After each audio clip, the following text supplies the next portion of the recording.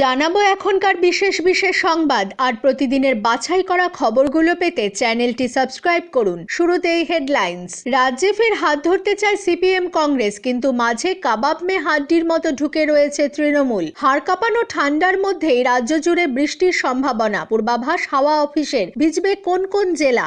বাংলায় কথা বলতে পারেননি, ভূমিপুত্র দাবি করতেই চায় পে চর্চায় প্রশ্নের মুখে শৃঙ্গলা। মুখে কালি, পিঠে চাবুক। অন্য ধারার প্রতিবাদে সামিল চাকরি প্রার্থীরা।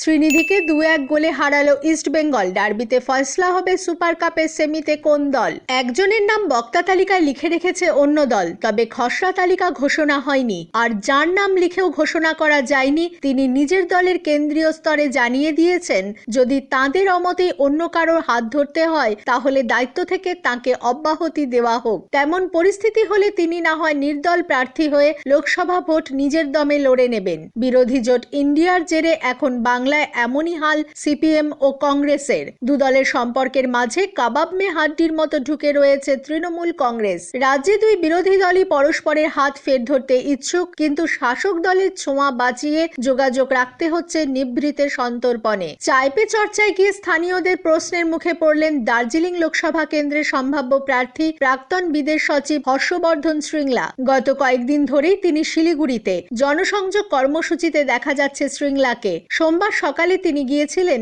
শিলিগুড়ির 23 নম্বর ওয়ার্ডে। এদিন সকালে তিনি ওয়ার্ডের সূর্যনগর ময়দানে প্রাতঃভ্রমণকারীদের সঙ্গে সাক্ষাৎ করেন। শৃঙ্গলা নিজেকে ভূমিপুত্র দাবি করতেই স্থানীয়দের প্রশ্নের মুখে পড়েন। নাম না করেই আইএসএফ কর্মীদের জিনা হারাম করে দেওয়ার হুঁশিয়ারি দিয়ে এবার বিতর্কে জড়ালেন ক্যানিং পূর্বের বিধায়ক শওকত মোল্লা। ভাঙড়ের তৃণমূলের পর্যবেক্ষকের এই মন্তব্যকে ঘিরে শোরগোল পড়েছে এলাকায়। এ নিয়ে সরব হয়েছে আইএসএফ এবং বিজেপি। আইএসএফ এর প্রতিষ্ঠা দিবস উপলক্ষে ভাঙড়ের বিভিন্ন প্রান্তের আইএসএফ কর্মীরা দলীয় পতাকা লাগাতে গেলে তৃণমূল কর্মীদের সঙ্গে বচসা বাঁধে, যা নিয়ে সংঘাতের পরিস্থিতি তৈরি হয়। আর এ নিয়েই রবিবার বিস্ফোরক মন্তব্য করলেন বিধায়ক শওকত। এদিন ভাঙড়ের বোদ্রা অঞ্চলের খড়গাছিতে একটি সভার আয়োজন করে তৃণমূল। সেখানে নাম না করে মূলত আইএসএফ কে নিশানা করে শওকত বলেন, রাজনৈতিক লড়াইয়ে 2-1 জন খুন হলেও শত্রুর সঙ্গে 1 ইঞ্চিও কম্প্রোমাইজ করব না।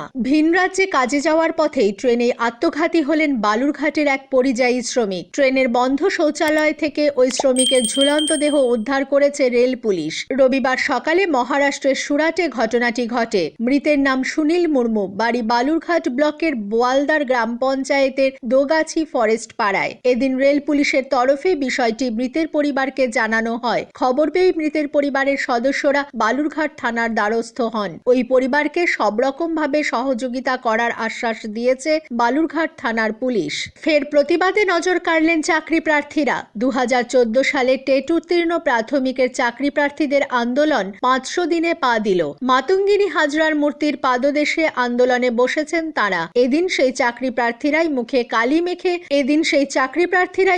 কালি মেখে পিঠে চাবুক মেরে প্রতিবাদ জানান। এর আগে মাথা কামিয়ে চাকরি প্রার্থীদের প্রতিবাদ করতে দেখা গিয়েছে। প্রতিবাদে হামাগুড়ি দিয়েছেন কেউ কেউ। প্রতিদিনই নতুন ভাবে প্রতিবাদকে জনসম্মুখে তুলে ধরতে চেষ্টার কসুর করছেন না প্রতারিত চাকরি প্রার্থীরা। প্রতিবাদীরা জানান, দুর্নীতিগ্রস্তরা স্কুলের শিক্ষক পদগুলোর দখল নিয়ে বসে আছে, কিন্তু হাজার হাজার যোগ্য চাকরি প্রার্থীরা চাকরি পাচ্ছেন না। লোকসভা ভোটের আগে পশ্চিমবঙ্গে আসছেন বিহারের মুখ্যমন্ত্রী নীতিশ কুমার। সেখানেই সিপিএম এর শীর্ষ নেতৃত্বের সঙ্গে তাকে দেখা যাবে একই মঞ্চে। আগামী 17 জানুয়ারি রাজ্যের প্রাক্তন মুখ্যমন্ত্রী জ্যোতি বসুর প্রয়াণ দিবস। সেদিন জ্যোতি বসুর centre for social studies and রিসার্চের পক্ষ থেকে এক কর্মসূচির আয়োজন করা হয়েছে, যেখানে উপস্থিত থাকার কথা কেরলের মুখ্যমন্ত্রী পিনারাই বিজয়ন, সিপিএম এর সাধারণ সম্পাদক সীতারাম ইয়েচুরি, দলের রাজ্য সম্পাদক মোহাম্মদ সেলিম এবং রাজ্য বামফ্রন্ট চেয়ারম্যান বিমান বসুর। সেই কর্মসূচিতে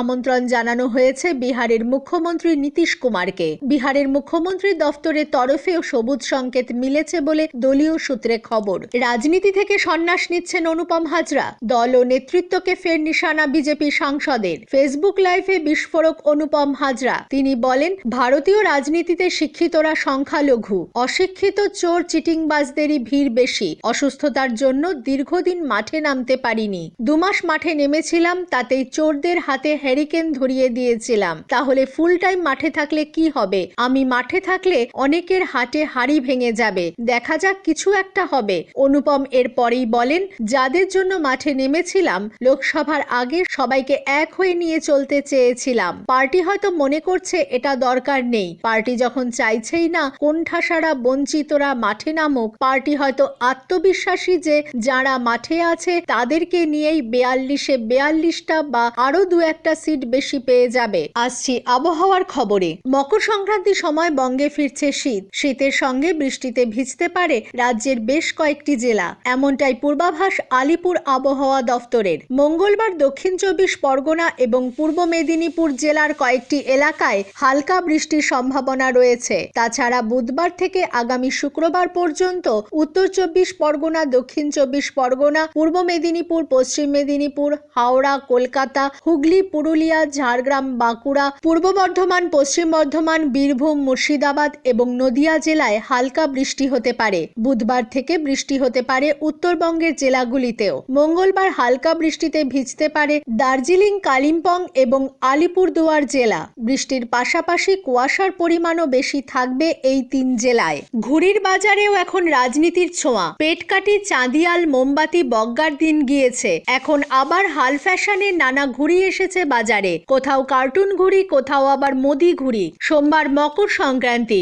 পৌষ মাসের শেষ দিনটিতে সব চোখ আকাশের দিকে। শীতের শেষ কামড়ে জমিয়ে ঠান্ডা হাওয়া, সেই হাওয়ায় আকাশের দখল নিয়েছে রং বেরঙের ঘুড়ি। সাত সকালে রেল শহর খড়গপুরের বোগদা স্টেশন সংলগ্ন এলাকায় চায় চক্রে যান দিলীপ ঘোষ। সেখানে একাধিক বিষয়ে রাজ্য সরকারকে কড়া আক্রমণ করেন সাংসদ। মালদ্বীপের সঙ্গে সম্প্রতি রাজনৈতিক সমস্যার মাঝে পড়েছে ভারত। 15ই মার্চ পর্যন্ত সময় দেওয়া হয়েছে। এর মধ্যে দেশ থেকে ভারতকে সেনা প্রত্যাহার করতে বলল মালদ্বীপ। এই প্রসঙ্গে তিনি বলেন, মালদ্বীপের সঙ্গে যে সমস্যা, ওখানে একটা মাত্র ব্যাটালিয়ন সেনা আছে। আমাদের যে জাহাজ আছে, বিমান আছে, তার সুরক্ষার জন্য আছে, অন্য কোনো কারণে নেই। ওই দেশের সুরক্ষার দায়িত্ব যতবার ওখানে সমস্যা হয়েছে আমাদের দেশের সেনা গিয়ে সামলেছে। তার সঙ্গে আমাদের একটা আর্থিক সম্পর্ক ছিল, যেমন নেপাল, ভুটানের সঙ্গে আছে। ওখানে এখন যে সরকার এসেছে ভারত বিরোধিতা করে জিতে এসেছে। তারা না চাইলে ভারত ওখানে কোনো রকম হস্তক্ষেপ করবে না।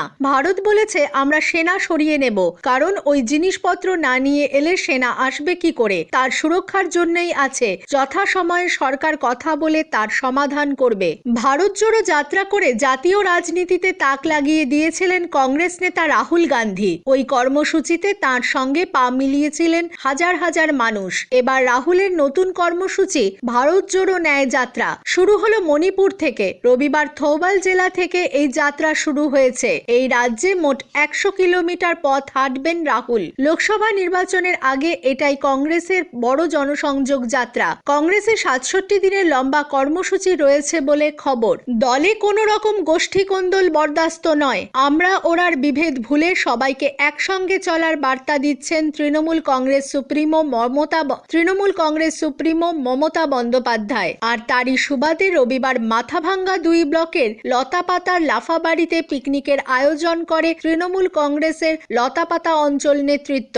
সেখানে উপস্থিত ছিলেন দলের জেলা সভাপতি অভিজিৎ দে ভৌমিক, ছিলেন প্রাক্তন মন্ত্রী বিনয় কৃষ্ণ বর্মন এবং প্রাক্তন জেলা সভাধিপতি উমাকান্ত বর্মনের অনুগামীরা। তৃণমূলের এই 2 গোষ্ঠীর বিবাদ দীর্ঘদিনের। এদিন দলীয় নির্দেশে 2 গোষ্ঠীর নেতা কর্মীকে একসঙ্গে পিকনিকে দেখে খুশি হন অনেক তৃণমূল কর্মী। সব ঠিকঠাকই ছিল, তবে দলের জেলা সভাপতি বেরিয়ে যাওয়ার পরেই 2 গোষ্ঠীর নেতা কর্মীদের একাংশের মধ্যে বচসা থেকে হাতাহাতির পরিস্থিতির সৃষ্টি হয় বলে তৃণমূলের একটি সূত্র থেকে জানা গেছে। স্কুলে পড়াচ্ছেন 58 জন ভুতুরে শিক্ষক, নিয়োগ তালিকায় নেই নাম। কলকাতা হাইকোর্টে এমনই বিস্ফোরক তথ্য জানালো খোদ স্কুল সার্ভিস কমিশন। নবম, দশম ও একাদশ, দ্বাদশ শ্রেণীর শিক্ষক নিয়োগে দুর্নীতির কথা আগেই জানিয়েছিল হাইকোর্ট। আদালতের নির্দেশে এই দুর্নীতি তদন্ত করছে ইডি ও সিবিআই। তদন্তেও উঠে এসেছে নানান দুর্নীতির তথ্য। এবার এরই মাঝে এসএলএসটিতে খোঁজ মিলল 58 জনের ভুতুরে নিয়োগের কথা। Save wild life of north Bengal নামে একটি সংগঠনের পরিচালনায় শিলিগুড়ি বাঘাযতীন পার্কে আয়োজন করা হলো 2 দিন ব্যাপী চিত্র প্রদর্শনী। দেশের বিভিন্ন জায়গা থেকে বন্যপ্রাণের উপরে তোলা 262টি ছবি প্রদর্শনীতে তুলে ধরা হয়, যার মূল বার্তা বন্যপ্রাণ সংরক্ষণ। রবিবার অনুষ্ঠানের শেষ দিনে চিত্রগ্রাহকদের হাতে পুরস্কার তুলে তুলে দেওয়া হয়। এদিন save wild life of north বেঙ্গলের সম্পাদক মিতেশ বিশ্বাস বলেন, এবছর প্রথম বন্যপ্রাণ বাঁচাতে চিত্র প্রদর্শনী আয়োজন করেছি। এছাড়া নতুন প্রজন্মকে ছবি তোলার প্রতি আকৃষ্ট করতেই আমাদের এই চেষ্টা। এদিন চিত্র প্রদর্শনীর পাশাপাশি 1930 সাল থেকে শুরু করে আধুনিক যুগের একাধিক ক্যামেরা প্রদর্শনীতে তুলে ধরা হয়। এই ক্যামেরাগুলির মধ্যে অন্যতম 1930 সালের ব্রাউনি ক্যামেরা, 1940 সালের no focusing box camera, range finder প্রভৃতি। ভারতে দ্বৈত নাগরিকত্ব স্বীকৃত নয়, ফলে অভিনেতা অক্ষয় কুমারের মতো বহু সেলেবকে অন্য দেশে নাগরিকত্ব গ্রহণের সঙ্গে সঙ্গে ভারতীয় পাসপোর্ট জমা করতে হয়েছিল। কিন্তু অক্ষয়রা যে সুবিধা চাইলেই পান, সেই একই সুবিধা পাচ্ছেন মেখলিগঞ্জ ব্লকের কুচলিবাড়ির তিস্তাচরের বাসিন্দাদের একাংশ।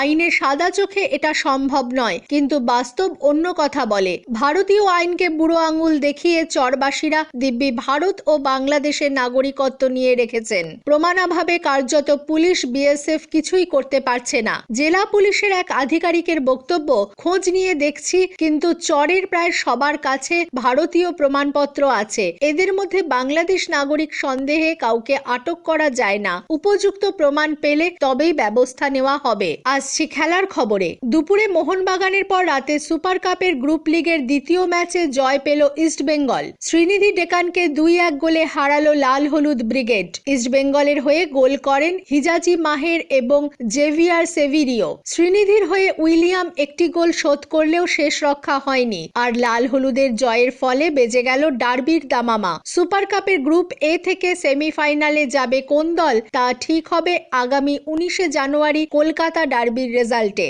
স্থানীয় সংবাদ শেষ হলো।